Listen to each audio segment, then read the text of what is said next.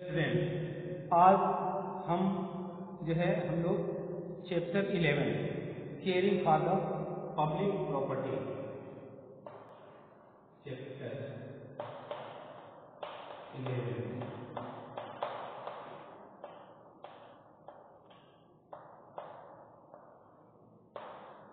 Caring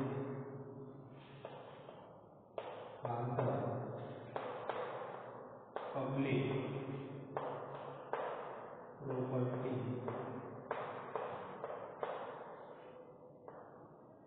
caring for the public property, सार्वजनिक संपत्ति की देखभाल। सार्वजनिक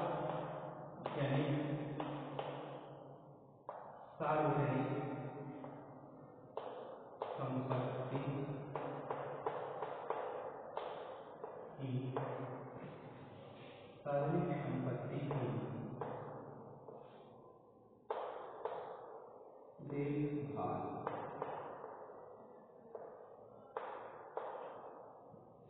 सार्वजनिक संपत्ति की देखभाल, ये जो चैप्टर हम लोग इसमें caring for the public property सार्वजनिक संपत्ति की देखभाल, इसमें हम लोग स्कूल लाइब्रेरी है ना, ये पहला दूसरा तीसरा स्टेंजा तक हम लोग पढ़ चुके हैं। हम लोग पढ़ेंगे चौथे स्टेंजे से, है ना। When you use public properties like buses or trains, you have to be extra careful, है ना। When you use मतलब प्रयोग करना, पब्लिक प्रॉपर्टी मतलब सार्वजनिक संपत्ति। जब हम हम लोग सार्वजनिक संपत्ति का प्रयोग करते हैं, जैसे बस या train, we have to be extra careful, तो हम लोगों को अतिरिक्त सावधान होना पड़ेगा। For every single public service rendered to you, you have to pay. कह रहा है कि प्रत्येक अकेली जनता सेवा के लिए, है ना, तुम्हें दी गई है, प्रत्येक अकेली जनता सेवा के लिए जो तुम्हें दी गई है, तुम्हें कीमत क्या पड़ती है, देनी पड़ती है, पे करना पड़ता है ना। For every single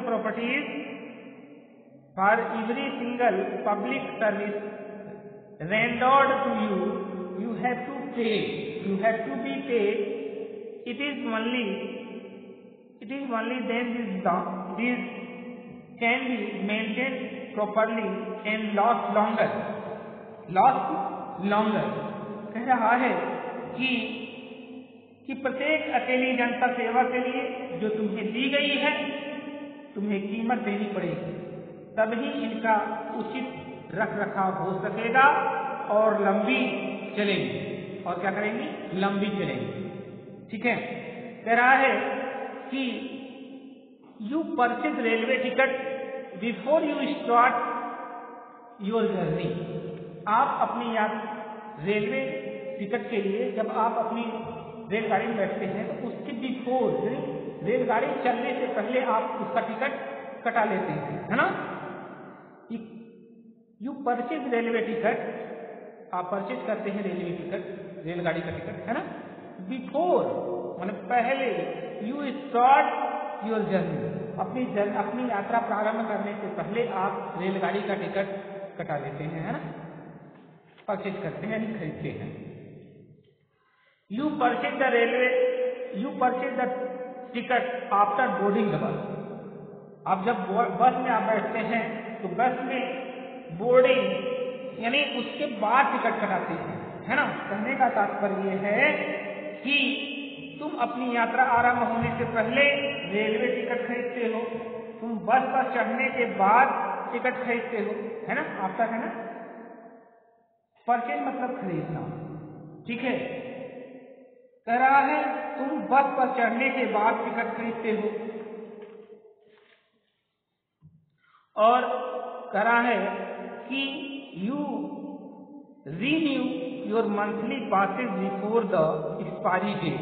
expiry date होने से पहले, है ना, मासिक जो आपका पास है, मंथली वाला जो पास बनता है, कितने लोग कि अपना जो रेलगाड़ी में या जो रोडेज बसते हैं उसमें आप लोग क्या करते हैं, बहुत से लोग जिनको डेली जाना रहता है अपना पास बनवा लेते हैं, है ना।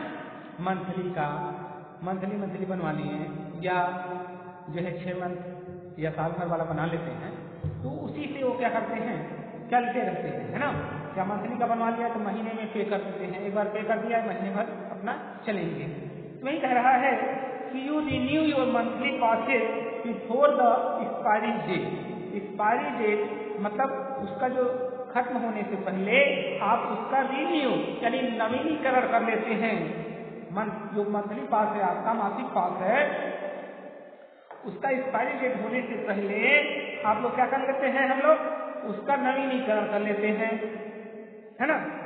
कह रहा है कि तुम खत्म होने की तिथि से पहले अपना मासिक पास का नवीनीकरण करते हो, ठीक है।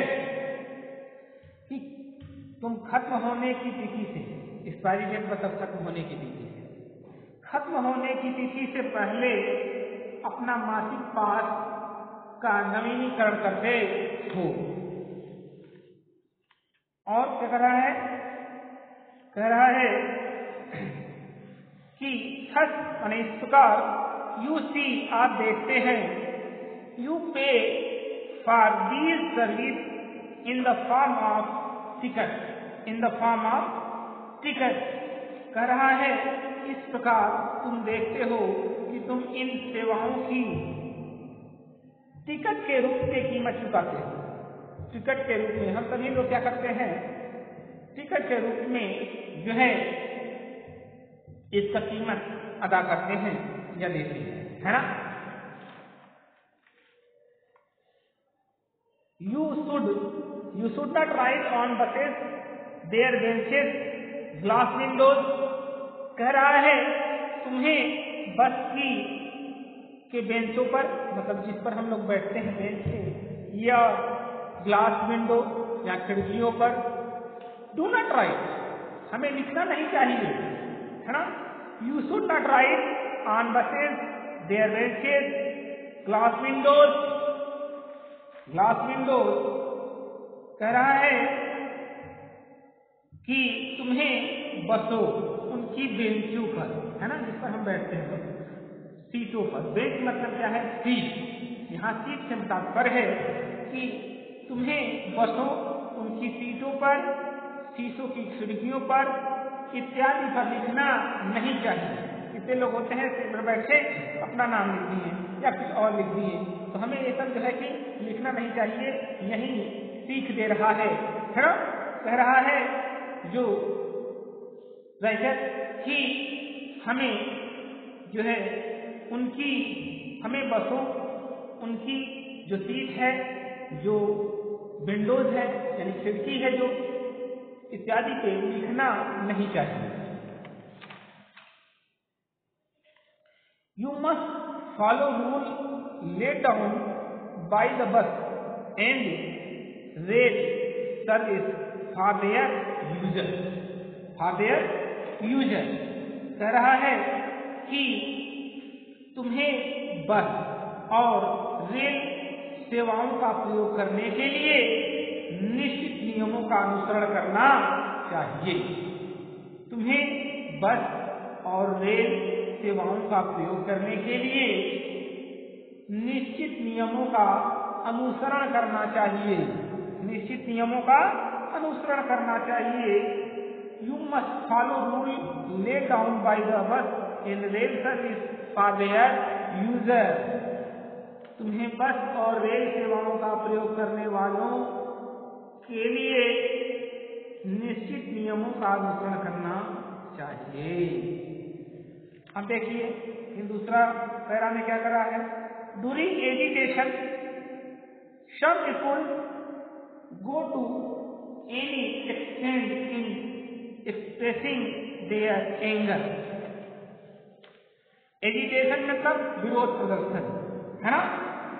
जब हम लोग जो है विरोध प्रदर्शन के दौरान कुछ लोग अपना गुस्सा, एंगर है, एंगर मतलब क्रोध या गुस्सा, विरोध प्रदर्शन के दौरान कुछ लोग अपना गुस्सा व्यक्त करने के लिए किसी भी हद तक जाते हैं।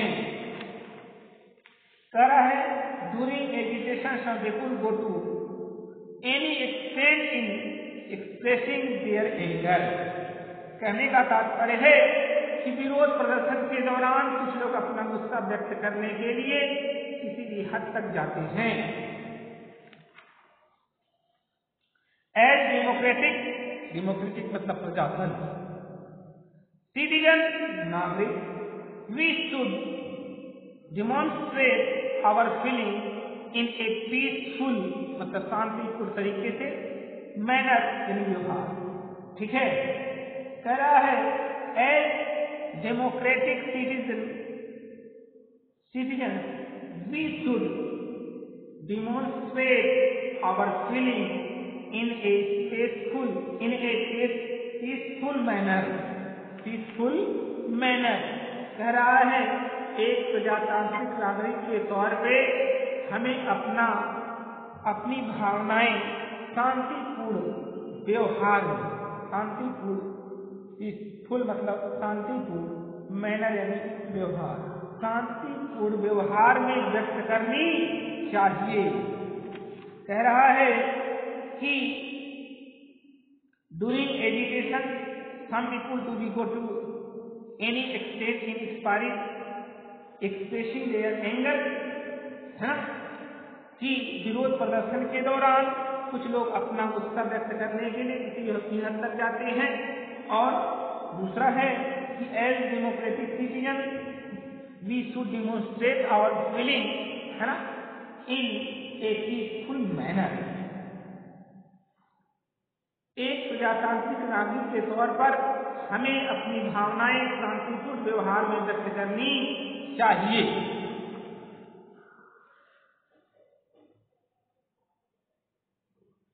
Burning public buses, damaging electric poles, attacking post office, add to our losses मतलब कह रहा है सार्वजनिक बसें जलाकर, बिजली के खंभे तोड़कर, डाकखानों पर हमले करके हमारा नुकसान बढ़ता है ना, हमारा क्या होता है, नुकसान बढ़ता है। ये कि burning public buses, damaging electric pole, attacking post office, add to our losses, है ना, एड मतलब जोड़ लेते हैं अपने लॉस मतलब नुकसान, कि सार्वजनिक बसें जलाकर, बिजली के खंभे तोड़कर, डाकखानों पर हमले करके हमारा नुकसान क्या होता है, बढ़ता है।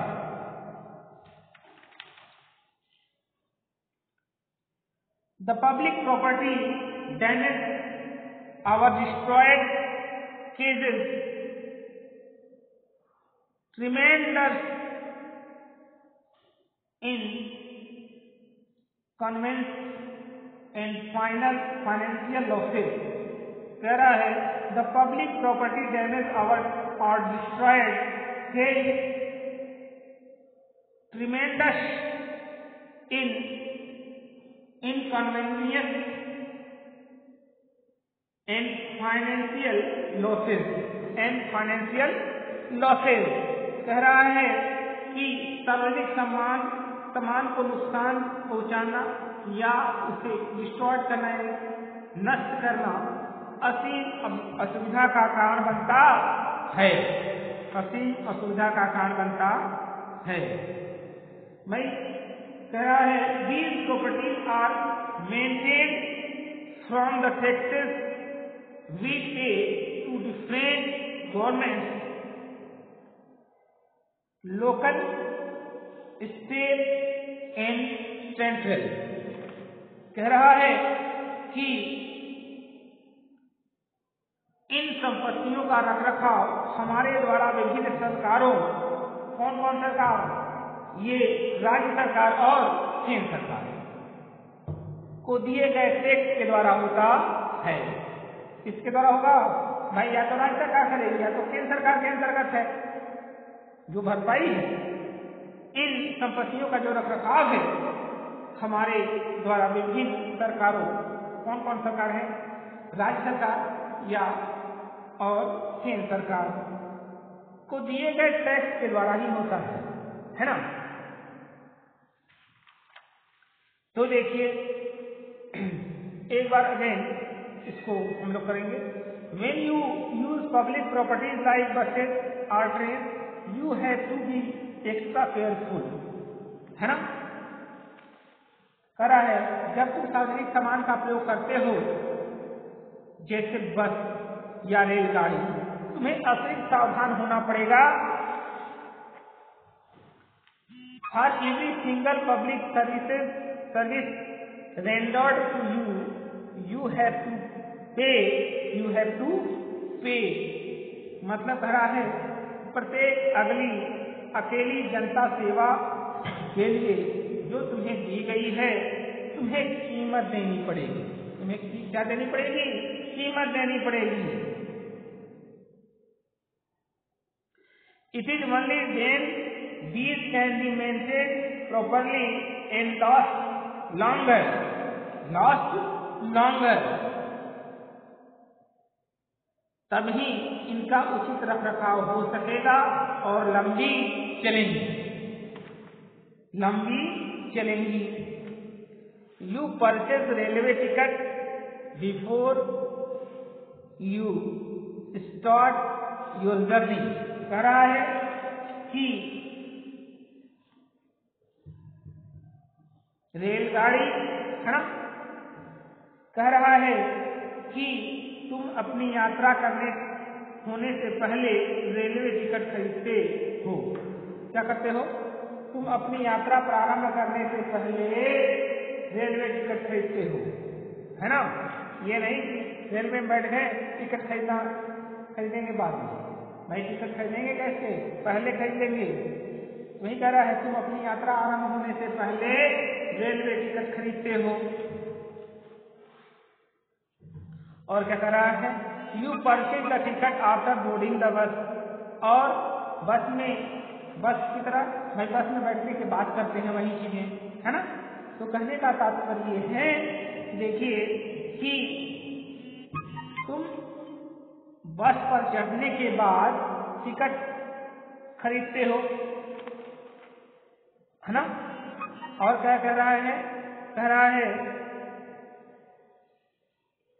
कि you renew your monthly passes before the expiry date. और एक्सपायरी मतलब अंतिम जो समय है उससे पहले ही आप, एक्सपायरी डेट से पहले ही आप अपने मासिक जो आपका पास है उसे आप क्या करते हैं? उसका रिन्यू कर लेते हैं, नवीनीकरण कर लेते हैं। हाँ, तो कह रहा है कि तुम खत्म होने की तिथि से पहले अपना मासिक पास का नवीनीकरण करते हो। है ना, जो मंथली पास है, मासिक पास, उसका नवीनीकरण कर लेते हैं आप।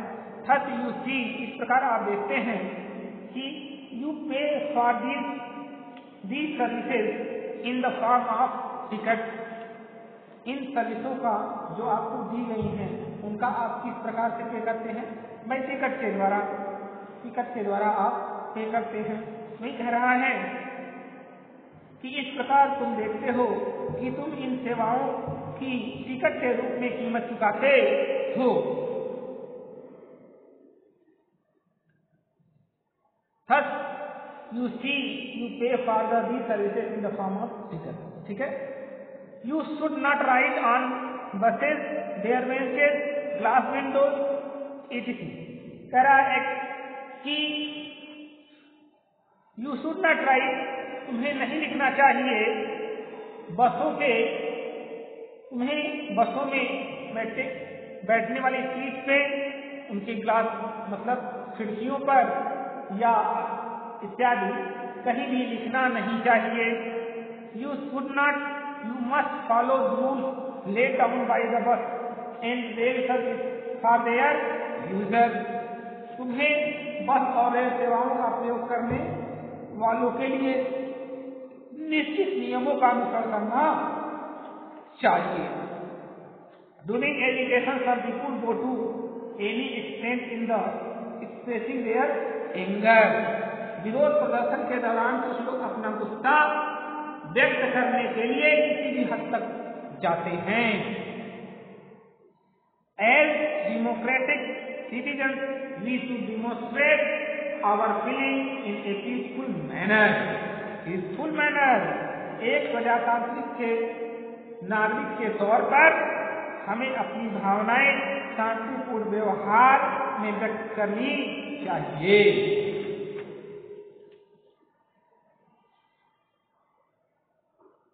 Burning public buses, damaging electric poles, attacking post office add to our losses.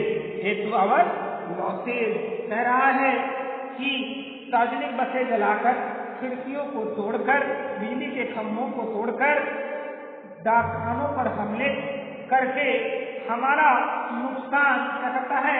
बढ़ता है. हमारा नुकसान बढ़ता है. The public property damaged or destroyed causes tremendous inconvenience and financial losses. सार्वजनिक सामान को नुकसान पहुंचाना या नष्ट करना असीम असुविधा का कारण बनता है. ठीक है. These properties are maintained from the taxes we pay to different governments, local, state and central. कह रहा है कि इन संपत्तियों का रखरखाव हमारे द्वारा विभिन्न सरकारों, राज्य सरकार, केंद्र सरकार को दिए गए टैक्स के द्वारा होता है. ये चैप्टर आपका caring for the public property यहीं पे खत्म होता है. सार्वजनिक संपत्ति की देखभाल और जो है हम लोग इसका जो है अब एक्सरसाइज नेक्स्ट वीडियो में यानी कल हम लोग इसका एक्सरसाइज करेंगे. ठीक है. तब तक के लिए